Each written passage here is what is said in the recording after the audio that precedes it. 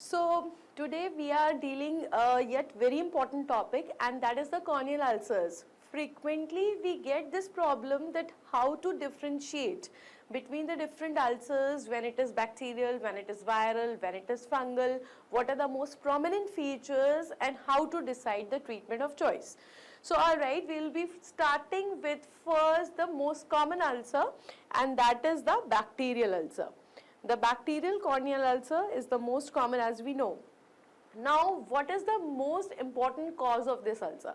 As you know, the most important cause of this ulcer is the epithelial erosion. Whenever there is epithelial erosion due to any of the reason, secondary bacterial infection is very commonly occurring, and the most common bacteria is actually the Staph aureus.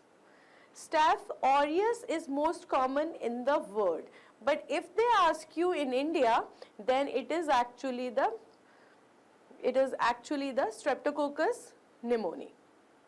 So we have most common in the world, as well as we have most common in India, as well as the most common factor which is actually responsible for the corneal ulcer is the epithelial erosion. Now, because most of the bacteria are not able to invade the intact epithelium, that is why epithelial erosion is actually the most common cause of this secondary bacterial infection. But I will say that some bacteria are much virulent, and those bacteria which are virulent enough, which are aggressive enough, which can invade the intact epithelium, they have the risk of causing corneal ulcers even when there is conjunctivitis. So for example, if I talk about gonococcal conjunctivitis, which is most commonly the purulent conjunctivitis, whenever a patient has this systemic type of gonococcal conjunctivitis, which has systemic features also, like we have urethritis, we have arthritis. In all these cases, there is always a risk of the bacterial infection in the cornea also. There is a risk of corneal involvement also, because it can invade the intact corneal epithelium. Now let us see a list which can invade the intact corneal epithelium. The first important is the Corynebacterium diphtheria. The first important bacteria is the Corynebacterium diphtheria. The second is the Neisseria gonorrhoeae. Neisseria gonorrhoeae. The third important is the Neisseria meningitidis. Neisseria meningitidis. Then the fourth one is the Listeria. And fifth is the H. influenzae. And finally, we have the Shigella. Now, this is again an important MCQ. All those bacteria which can invade the intact corneal epithelium are these. And apart from this, they will always cause corneal ulcer whenever there is epithelial erosion. Alright. Now, because there is lot of vascularization which is present in the bacterial corneal ulcer, a very important complaint of these patients is the pain. In fact, I can say that pain is the most dominant feature as well as most prominent feature of those patients who are having the bacterial corneal ulcer, and both is due to the vascularization, because it is so red, why it is so painful, both of them is occurring due to the vascularization, lot of vascularization leading lot of pain and lot of congestion. Now these bacteria, when they are invading and they are going inside in the different layers of the cornea, as they reach inside, they can also cause the uveitis. Uveitis means iridocyclitis. When the inflammation is going to the deeper layers, there is active ulceration from the superficial layers to the deeper layers. This keratitis, which could have started from conjunctivitis also. So this conjunctivitis, then keratitis is going to the deeper layers also. It is involving the iris and ciliary body. It is causing iridocyclitis, and that is why photophobia. Photophobia is again a very important symptom of these patients, plus the inflammatory cells. Now these inflammatory cells, when they are collected inside the anterior chamber, because of their heaviness, the exudates will always settle at the bottom. Now whenever the exudates are settling at the bottom, what is found? This is called as the hypopion. Hypopion is again a very important feature of the bacterial corneal ulcers. Bacterial corneal ulcers, every bacteria can produce the hypopion, but only some of the bacterial hypopions are most dangerous. What is hypopion? First of all, it is the pus in the anterior chamber. This hypopion is formed due to this uveitis. And third, the most dangerous hypopions. The most dangerous hypopions are produced by two bacteria. One is the pneumococcus, and another is the Pseudomonas. So most important and most severe hypopions are produced by two bacteria. One is the pneumococcus, another is the Pseudomonas. Now which one to choose from? If both are given and you have to choose only one, then go with the pneumococcus. It is more dangerous in comparison to the Pseudomonas. It is so much dangerous. Hypopion is such a prominent feature of this pneumococcus that this hypopion ulcer is also called as hypopion corneal ulcer. This ulcer is also called as hypopion corneal ulcer. The name has been given as hypopion corneal ulcer because hypopion is a prominent feature of these ulcers. It does not mean that hypopion is produced by only this. Every bacteria, as I told you before also, every bacteria can produce hypopion, but the other ones will be called as corneal ulcer with hypopion. They will be called as corneal ulcer with hypopion, while only pneumococcus one is called as the hypopion corneal ulcer. Second important thing, this ulcer is also called as ulcus serpens. It is also called as ulcus serpens. Ulcus means ulcer, serpens, serpens means snake-like. Ulcus serpens. So if you are using two important words, when I am saying hypopion corneal ulcer, that means I am talking about pneumococcus. When I am talking about the ulcus serpens, that means also that I am talking about the pneumococcus.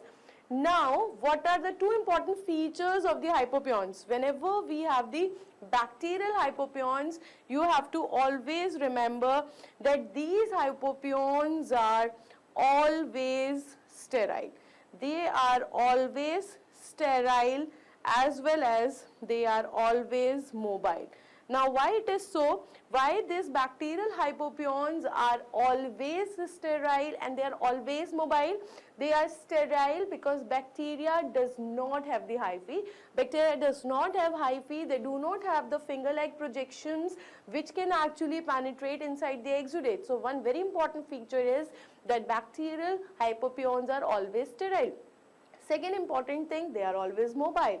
They are mobile because they are not creamy, like we are getting this in cases of fungal corneal ulcers. So whenever the patient moves, the hypopion will also move. Now because bacterial hypopions are always sterile, they do not need the aspiration. Why it is important? Because we do not require to do aspiration in cases of the bacterial corneal ulcers having the hypopions, because these hypopions are always sterile. So we have noticed the epithelial erosion, we have noticed the important causes of the bacterial corneal ulcer, the important bacteria which can penetrate the intact corneal epithelium, important symptom, the pain, and the important sign was photophobia. Why you were getting the photophobia, why you were getting the uveitis, why pain is such important because of the vascularization, and because of the absence of the hyphae, we get just the single ulcer which is painful, which is always sterile. Now if you compare these features with another ulcer, that is the fungal corneal ulcer. The important features of the fungal corneal ulcer, on the other hand, this ulcer is very, very dry looking. This ulcer is very dry looking. It is grayish in color and having the elevated margins. Also having the elevated margins. The ulcer which is dry looking, grayish in color with elevated margins, All these are the properties of the fungal corneal ulcer. These are the properties of the fungal corneal ulcer, and this is all taking place due to the absence of vascularization. Due to the absence of the vascularization. Now, while pain, photophobia, congestion, all but the important features of the bacterial corneal ulcer, they were taking place due to vascularization. On the other hand, dry looking, grayish in color, elevated margins, these are actually features of the fungal corneal ulcers where you do not have vascularization. Vascularization is conspicuously absent there, and that is why we always say that in fungal corneal ulcer, signs are always more than the symptoms. The signs are always more than the symptoms in cases of the fungal corneal ulcer, because for symptoms you require vascularization. All right. Now, what are the other important things? Can you see this single big ulcer along with multiple small ulcers? These multiple small ulcers are actually the satellite lesions. So, another important thing that you get here is the satellite lesions. Satellite lesions we are getting in cases of the fungal corneal ulcer due to the hyphae, finger-like projections. Wherever these hyphae will go, will create a small lesion, that is a satellite lesion. Now, because these hyphae can penetrate the hypopyon, they can penetrate the exudates. So, the hypopyon that you are getting in cases of fungal corneal ulcers, these hypopyons are non-sterile. They are not sterile, they are non-sterile, and also they are non-mobile. Non-sterile and non-mobile hypopyons are actually present in cases of fungal corneal ulcer, which is very different from the bacterial corneal ulcer. Now, bacterial corneal ulcer is always painful. You will get a large ulcer there. You will get a hypopyon which is always sterile and always mobile. On the other hand, a very contrast is the fungal corneal ulcer, where we have absence of vascularization. It is dry looking, it is grayish with elevated margins. We have multiple satellite lesions also, and this hypopyon is always non-sterile and the non-mobile.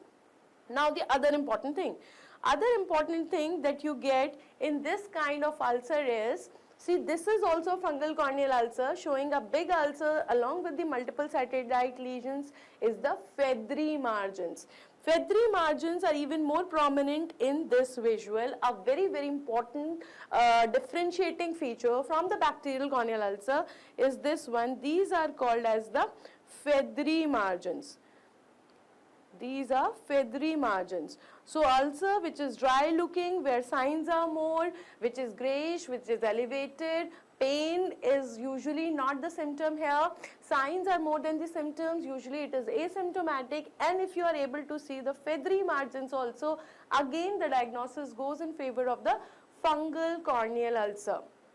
Alright, now what are the most important causes? Like if I talk about the bacterial corneal ulcer, I told you that it was actually the epithelial erosion due to any of the cause. Similarly, if I am talking about the fungal corneal ulcer, then what are the important causes of this fungal corneal ulcers? The important causes of the fungal corneal ulcer is the trauma due to the vegetative matter.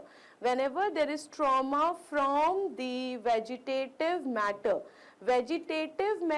can be plants or it can be the animals. Whenever it is the trauma from the live material, it can be a root, it can be a stem, it can be a leaf, it can be animal tail. Then we think about the fungal corneal ulcer.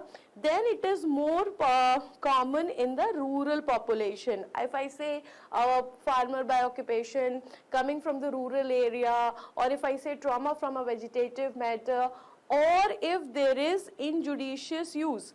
Whenever there is injudicious use of certain drugs which consists of the antibiotics, you are disturbing the balance between the ocular flora and the outside environment, or we are using the steroids injudiciously, then also there are more chances of the fungal corneal ulcer.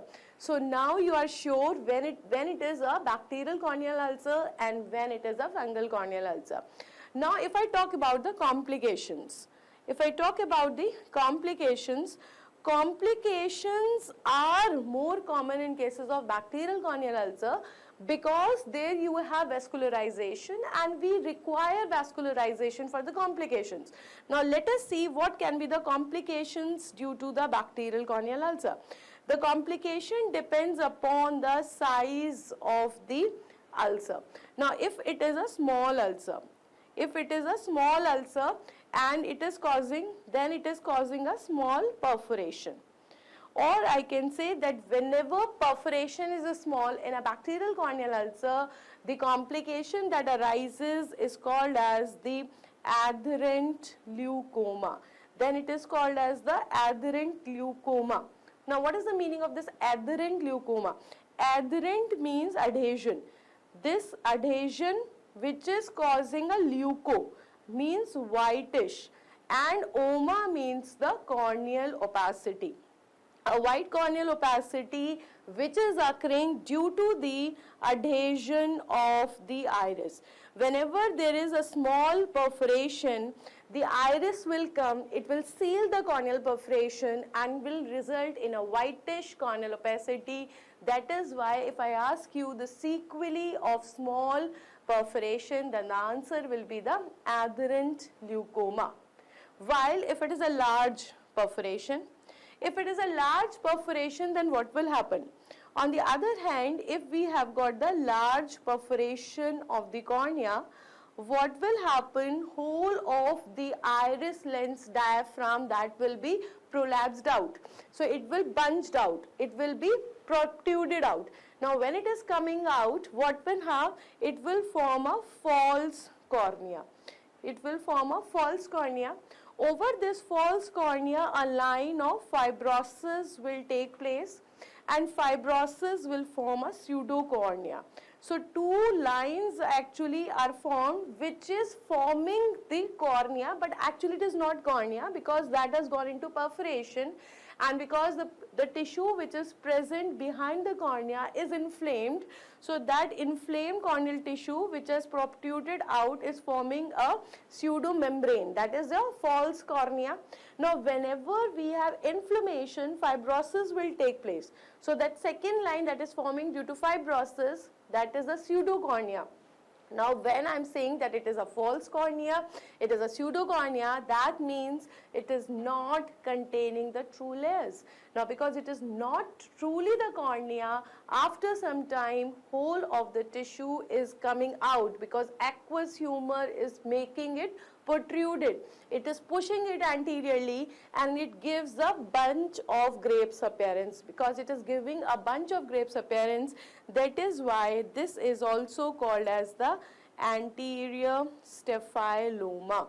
Therefore, it is also called as anterior staphyloma. Staphylo means bunch of grapes appearance. This is called as anterior staphyloma. So very important two questions. The sequelae of small perforation is the adherent leukoma, while the sequelae of the large perforation is anterior staphyloma. Now talking about the treatment. What will be the treatment? Treatment, if I am talking about the bacterial corneal ulcer, in the bacterial corneal ulcer, I have to basically give the antibiotics. Mainly we give the topical antibiotics. Now you have to be very clear here.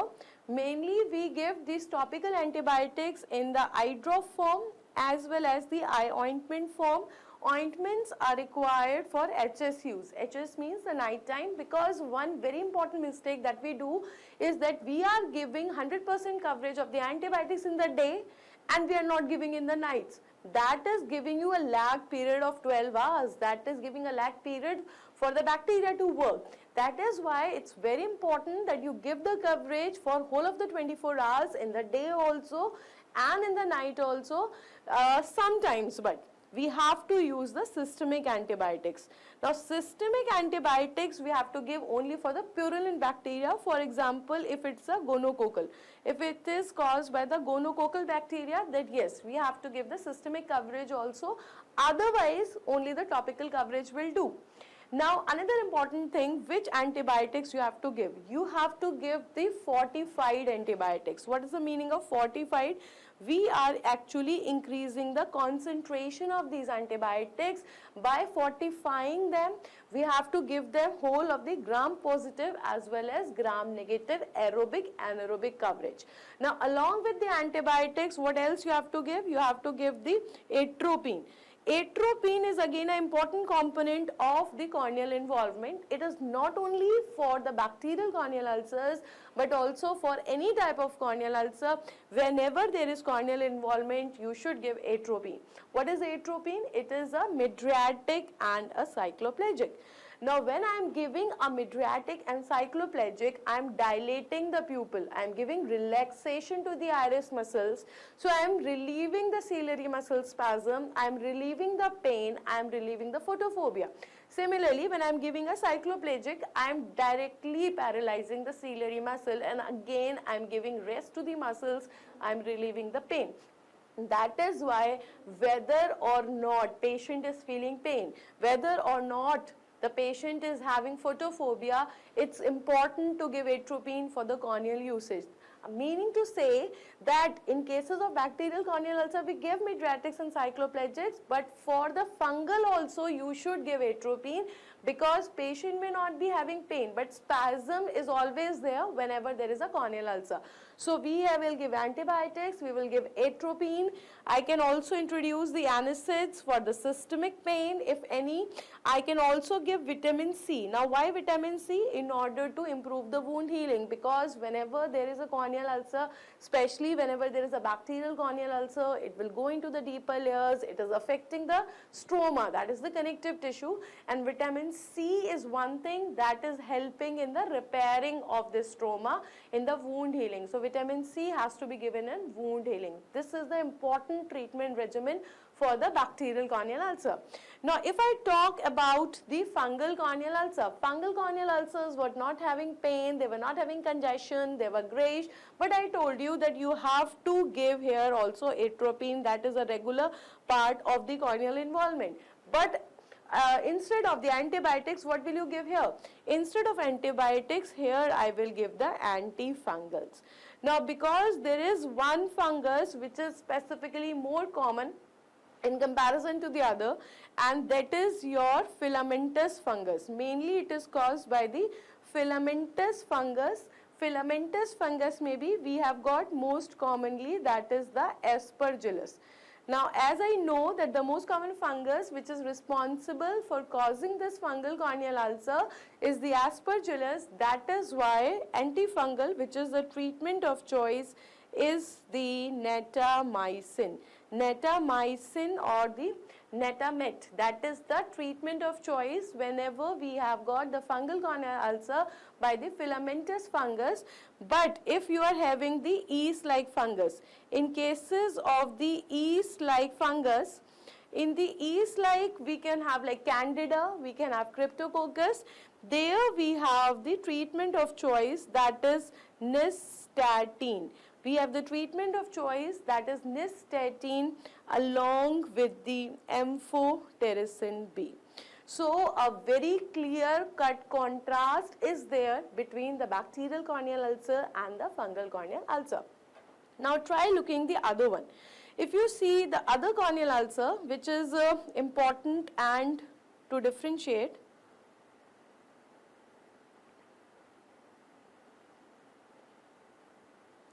the next important ulcer is the viral corneal ulcer. The next important corneal ulcer is the viral corneal ulcer.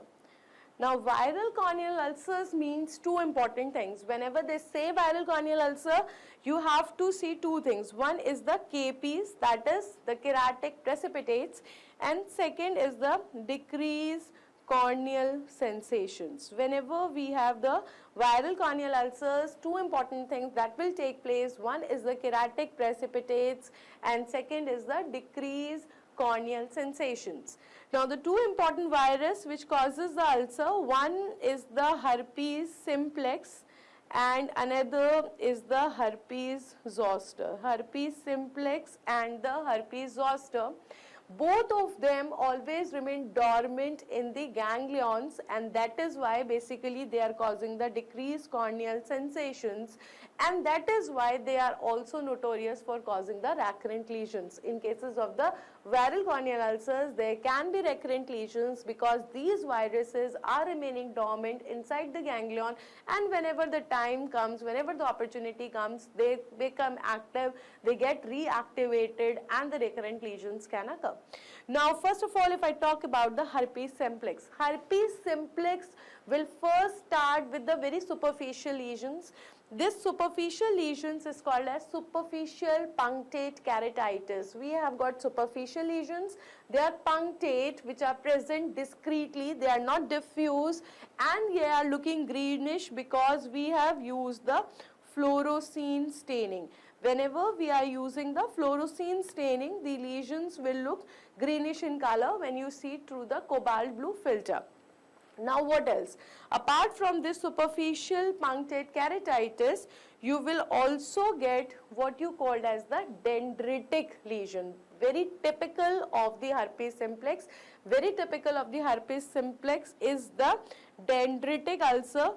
This is rather diagnostic or pathognomic of the herpes ulcers, the dendritic ulcers, where you have got tree-like arborizing pattern along with the knobs. Now, knobs are very important.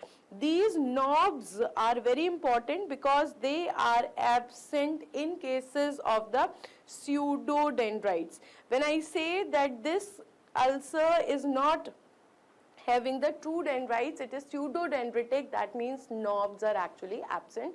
This is very diagnostic of a dendritic ulcer which will have the tree-like arborizing pattern along with the knobs, which is a hallmark feature of the herpes simplex.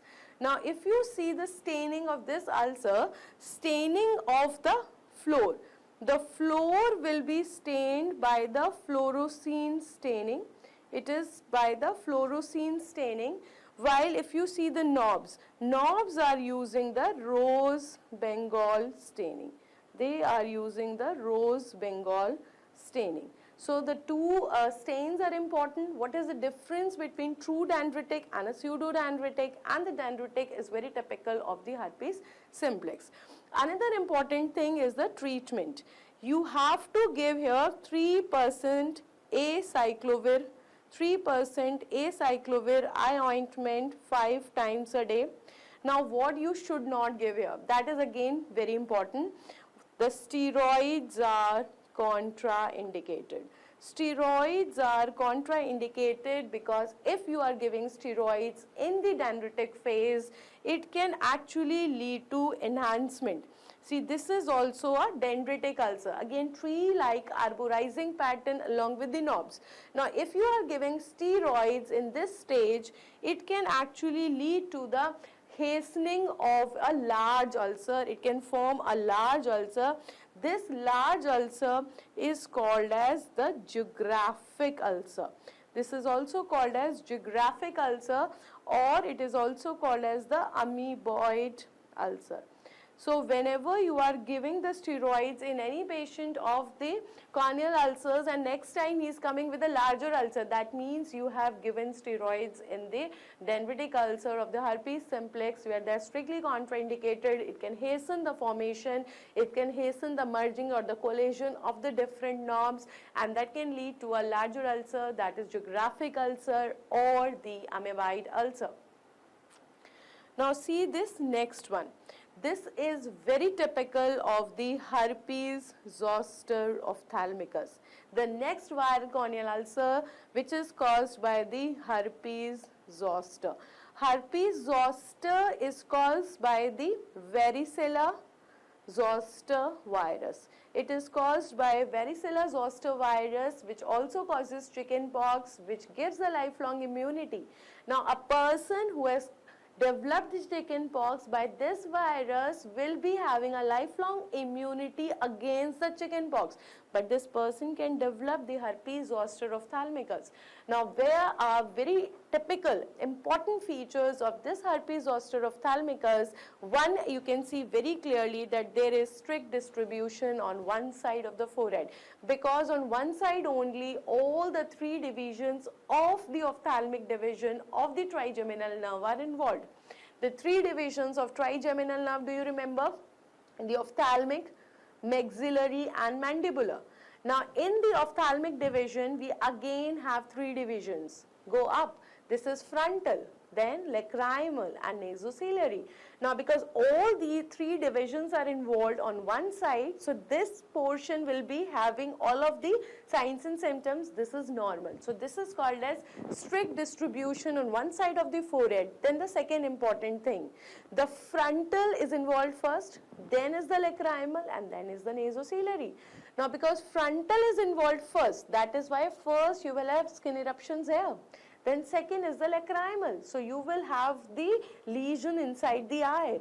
And third is the nasociliary, so the tip of the nose and the side of the nose, that is the cheek area, whenever this area is involved, that means the lacrimal division is already involved, that means ophthalmicus has already occurred. So this is now called as the Hutchison rule. This is called as the Hutchison rule.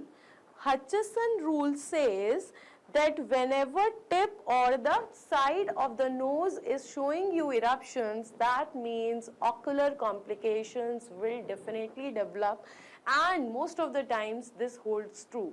Though it is not foolproof, but most of the time it holds good, and we as an ophthalmologist are using this rule to decide when to start the treatment.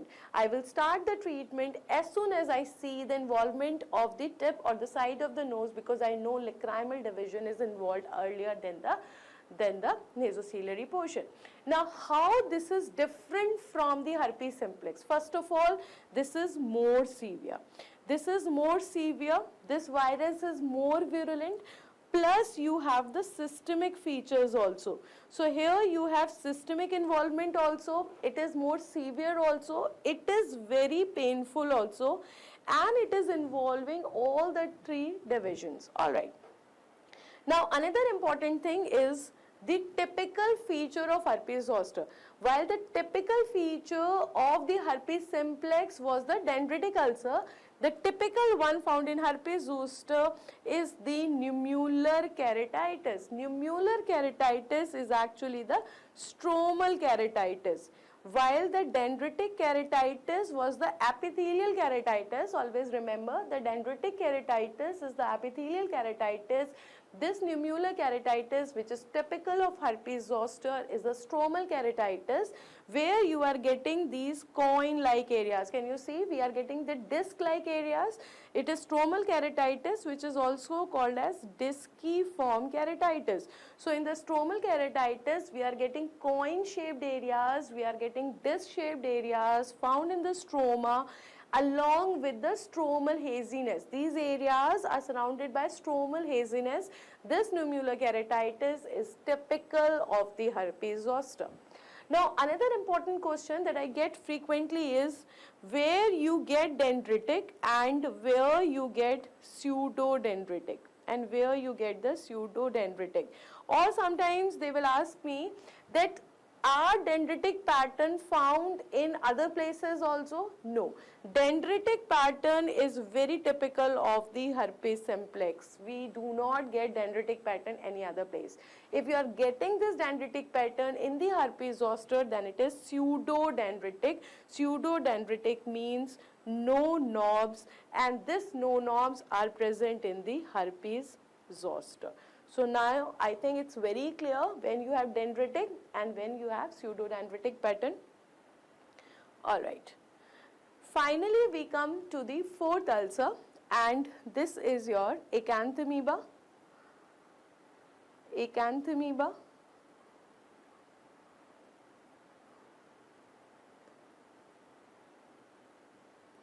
Corneal ulcer. This acanthamoeba corneal ulcer is caused by this acanthamoeba, and acanthamoeba is a free living amoeba. It is a free living amoeba which is present in the soil.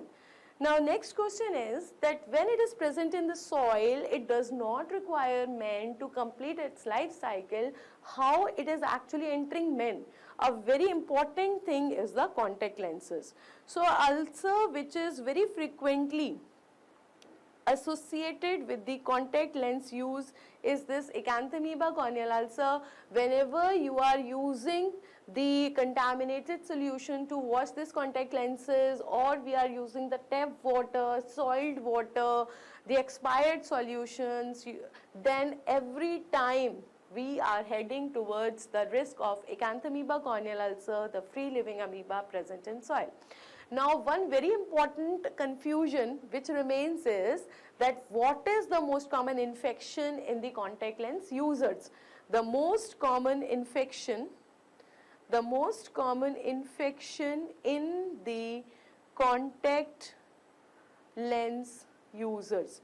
The most common infection that you are getting in the contact lens users is not acanthamoeba. It is not acanthamoeba. This is actually the Pseudomonas. This is the Pseudomonas, and then it is followed by the acanthamoeba. Then it is followed by the acanthamoeba. That is why if they say the most common infection in the contact lens user, go with the Pseudomonas. But if I say what is the most common risk of corneal ulcer in cases of acanthamoeba, then the answer is the use of contact lenses. So that is the most common way by which a person gets infection in cases of acanthamoeba keratitis. But per se, the most common infection which is occurring in the acanthamoeba corneal ulcer is actually the Pseudomonas. Now, how it is actually causing the ulcer? This ulcer manages to remain between the cornea and the contact lens. Now, because it is managing to remain between the cornea and the contact lens, it is actually involving whole of the cornea, and that is why a very typical feature here is the ring abscess. Here, that is why we are getting a ring abscess. So can you see the appearance was very different in bacterial ulcer, then the fungal ulcer, then dendritic pattern, then the pseudodendritic pattern, along with the nummular keratitis in the viral corneal ulcer. And this is the fourth one, the acanthamoeba corneal ulcer, the free living amoeba present in the soil, remaining in between the corneal surface and the contact lenses, and then whole of the ulcer is occurring. Ring-shaped ulcer, the ring abscess, we have used the fluorescein staining, that is why you are getting whole of the ulcer, and it's a very painful ulcer. Here pain is out of proportion. Pain is out of proportion of the size of the corneal ulcer. Now you were saying the pain was also there in bacterial corneal ulcer. How will you differentiate? First of all, there you will get the hypopyon. There you will not get the history of the contact lens use. There you will not get any ring-shaped abscess. Plus there you will get the epithelial erosion. Here you are having a history of the contact lens use, you are having the history of any vegetative matter which was soiled. Here you are having the ring-shaped abscess, plus there the pain was in proportion to the size of the ulcer, and here pain is out of the proportion. So if pain is too much out of the proportion in a normal looking ulcer, then that heads towards the acanthamoeba corneal ulcer.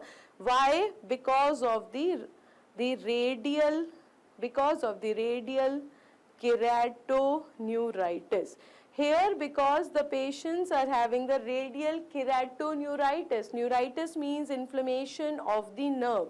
Which nerves? Kerato means corneal nerves in a ring radial fashion, because the corneal nerves which are spread in a ring shaped the radial fashion, that is why there is inflammation also in a radial fashion, and this is leading to the radial keratoneuritis, very severe pain in this patient. Now what can be confusing here? Confusing things are so many. The first of all thing is that here also you can get a trauma with the vegetative matter. Here also you can get the history of trauma by the vegetative matter, by which you can actually confuse with the fungal corneal ulcer. Second important thing, here also you can get the pseudodendritic pattern. Here also we can get the pseudodendritic pattern. That is not true, but no knobs are present here. This will get a confusion with the viral corneal ulcer.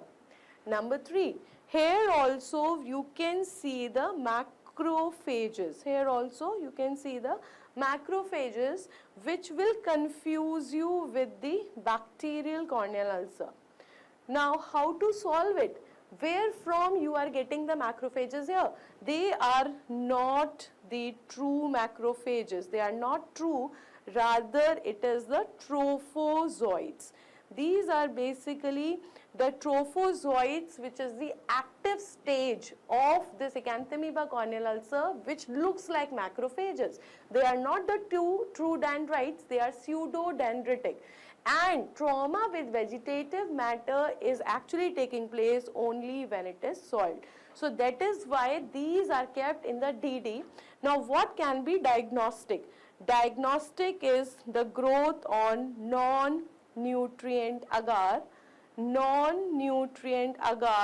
which is enriched with the E.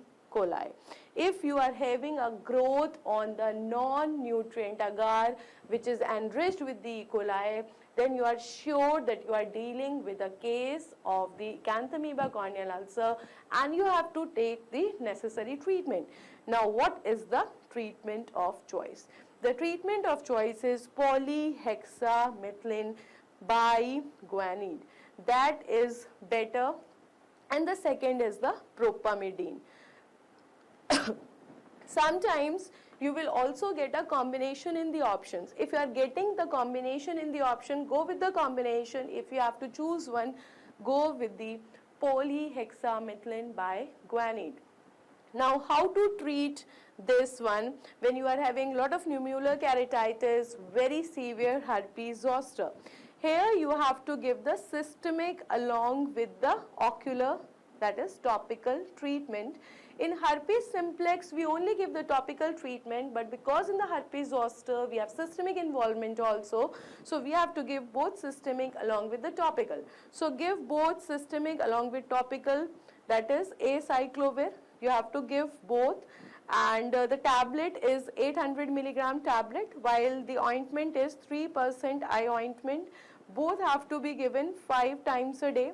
What else we can give? Because here we have got lot of itching, lot of pain. Now for pain, we can use the opioids. Use the opioids group of drugs for the pain. For the itching, we will use the antihistaminics. Now because it is a systemic condition where you are having intense trigeminal neuralgia. Lot of trigeminal neuralgia is there, and many a times we have got even the post-herpetic neuralgia. Even when the acute phase is passing, then also patient continues to have pain. The lot of patients goes into depression. Now for this depression, what we can give is the tricyclic antidepressants. Usually we use the amitriptyline. So likewise, because you are having the systemic involvement also, you have to give the systemic treatment also.